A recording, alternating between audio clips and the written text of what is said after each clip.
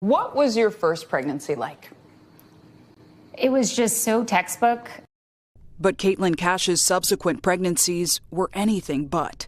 In 2023, the 37-year-old from Texas almost died, giving birth to her healthy daughter. I just kept laying there thinking, I'm never going to name that baby. After her placenta failed to deliver, Caitlin says she continued bleeding and, according to her doctor, needed a D&C, which is often part of an abortion but can be necessary in other circumstances.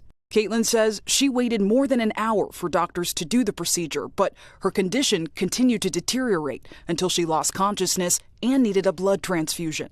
She says the delay was later explained by a social worker. She just kind of goes, oh, yeah, we don't do D&Cs anymore. Caitlin nearly became part of an alarming trend. A new analysis of CDC data from the Gender Equity Policy Institute, exclusive to NBC News, reveals Texas saw a 56% rise in maternal mortality between 2019 and 2022. That's compared to an 11% uptick nationwide. Every demographic went up, but the biggest increase was among white women, up 95%. Texas passed a near-total abortion ban back in 2021. 13 other states followed suit after the Dobbs decision. Is Texas a bit of a canary in the coal mine when it comes to this issue?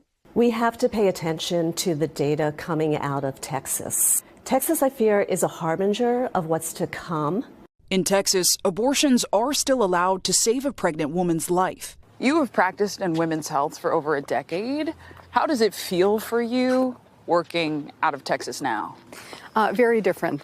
Doctors, like Leah Tatum, are advised to use their best judgment. But if a court later rules they got it wrong, they risk losing their medical license, life in prison, or $100,000 in fines. Is it clear to you when you can perform an abortion and when you cannot?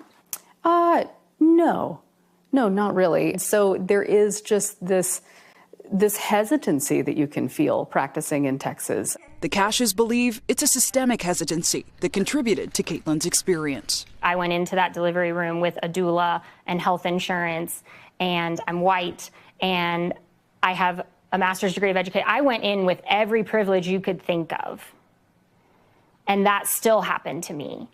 Now, Caitlin advocates for abortion rights. What do you feel when you look at your daughter?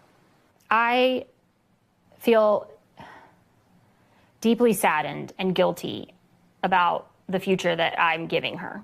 I get up every day and I tell these stories and I relive this trauma. It's because I'm going to tell her that I did everything I could for her.